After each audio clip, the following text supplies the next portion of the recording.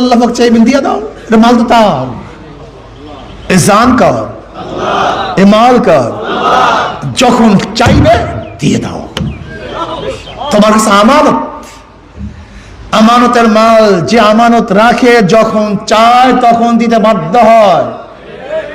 আমার জান মাল আল্লাহ পাক আমার কাছে আমানত রেখেছেন, কিন্তু জান মাল কার? যখন চাইবে দিয়ে দাও, অকপটে দিয়ে দাও। যে আমানতের মাল খুশির সাথে দিতে হয়, যার মাল তাকে খুশির সাথে দিতে হয়, বরং দিতে পারলেই খুশি হয়। আচ্ছা আমানত রাখছে আমি দিয়া দিছি, ঠিক জান মাল আল্লাহ পাক যখন চাইবেন দিয়া দাও।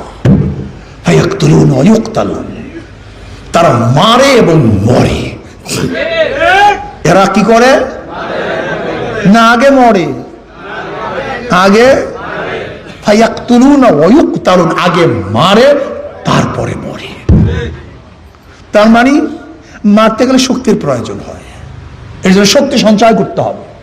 ওয়াইদু লাহুম মাস্তাতাতু মিন কুওয়া, শক্তি সঞ্চয় করতে হবে, শক্তি অর্জন করতে হবে।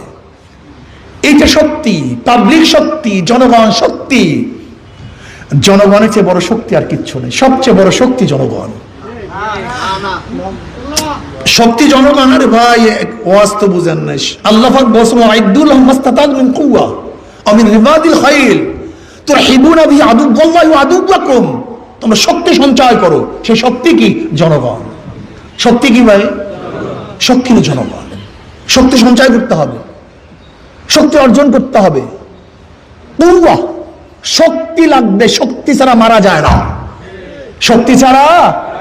এই যে শক্তি অর্জন করতে হবে, জনগণকে সাথে নিতে হবে। জনগণের চেয়ে বড় শক্তি আর কিচ্ছু নেই। ক্যান্টনমেন্ট বড় শক্তি না, কামান বড় শক্তি না, অস্ত্র বড় শক্তি না, বিমান বড় শক্তি না, সবচেয়ে বড় শক্তি হলো জনগণ। জনগণ কি?